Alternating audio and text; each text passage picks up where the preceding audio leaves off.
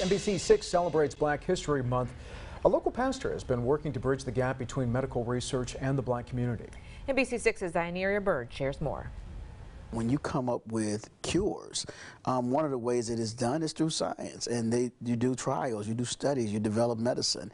And I learned that African Americans were underrepresented in the trials and the research. Shreveport pastor Theron Jackson joins forces with the National Institute of Health on their research program called All of Us. It was very important that we did it and did it now because, again, the pandemic was very exposing to us. And so if things were going to get better, I think we can see now we have to participate. The program is working to get 1 million people who are underrepresented into biomedical research. People can submit surveys or a saliva sample, and their medical records are followed for 10 years. But they watch what happens over 10 years to a particular kind of person with this kind of age. Pastor Jackson says the pandemic played a role on why he and some members of his congregation joined last month. See the exposure of so much comorbidity in our community and so much pre-existing condition in our community. He says people should not be afraid of being part of research. There are now safeguards in place to keep people protected, unlike the past. There are review boards that are put in place. There are consent forms so that people are informed of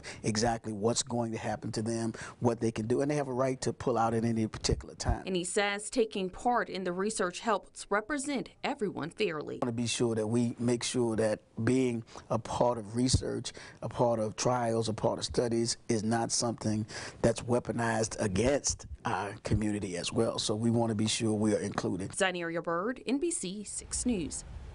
Zainiria, thank you. Tomorrow night, the church will hold a panel discussion with medical professionals discussing the importance of being a part of said research.